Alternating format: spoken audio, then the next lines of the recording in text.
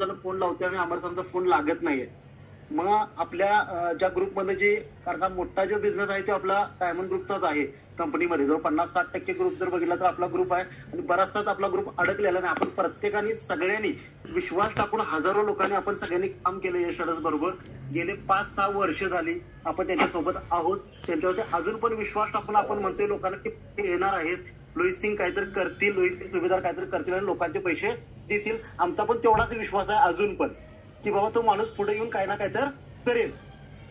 तर तो माणूस अजून पुढे यायला तयार नाही, की कोणाच्या कॉन्टॅक्ट मध्ये यायला तयार नाही आहे. ज्यावेळी मी आणि वाजे सर आमचे ज्या दिवशी भेटलो पुण्यामध्ये, त्यावेळी 23 नोव्हेंबर मला वाटतं डेट असेल, 23 नोव्हेंबरला त्या दिवशी आमचा कॉल झाला. त्या वाजे सर आणि बहुतेक अमर जगताप सर होते, दोघं जण माझ्या समोर होते. त्यावेळी आमचा कॉन्टॅक्ट झाला त्यांना.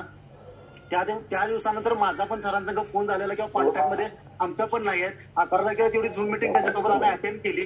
त्यानंतर ते जी पोझिशन आहे त्या अमर चौगुलेच्या माध्यमातून आपल्याला सगळ्या आयडिया किंवा बाकीच्या गोष्टी आपल्याला समजायला लागलेत. तो आमच्यावरती पण कंप्लेंट्स पडल्यामुळे आमचे पण फोन बंद आहेत.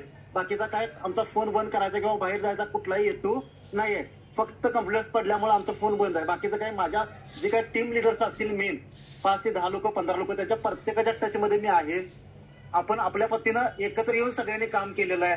जो काय बिझनेस उभा राहिलाय मंडे साहेबांच्या माध्यमातून, माझ्या माध्यमातून, हा सगळ्यांनी मिळून केलेला बिझनेस आहे.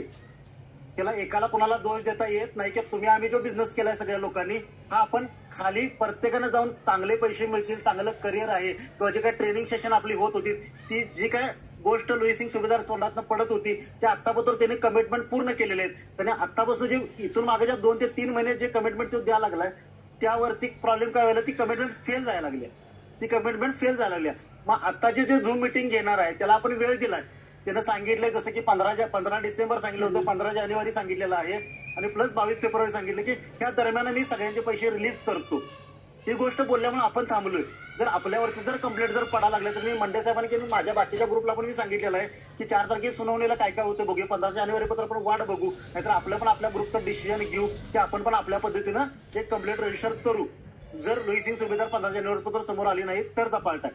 जर ते जर समोर आले, त्यांनी जर सांगितलं आपल्याला की काय अडचण नाही, येणाऱ्या महिन्या 1.25 महिन्यामध्ये सगळ्यांचे पैसे चालू करतोय किंवा 22 फेब्रुवारी नंतर पैसे चालू करतोय, जर म्हणत असेल तर आपण थांबायला काय हरकत नाही. जोपर्यंत ते समोरून सांगत नाहीत किंवा त्यांचा कॉन्टॅक्ट होत नाही तोपर्यंत आपण थांबलोय. तोपर्यंत 4 जानेवारी पत्र आपल्याला ज्या काय गोष्टी आपल्याला कळतील त्या गोष्टी आपण ऐकून घेऊ आणि त्यानंतर आपल्या ग्रुपचं पण आपण आपल्या सगळ्यांच्या माध्यमातून पाऊल उचलूया. आपल्या पण ग्रुपमध्ये 2-2.5 हजार लोक काम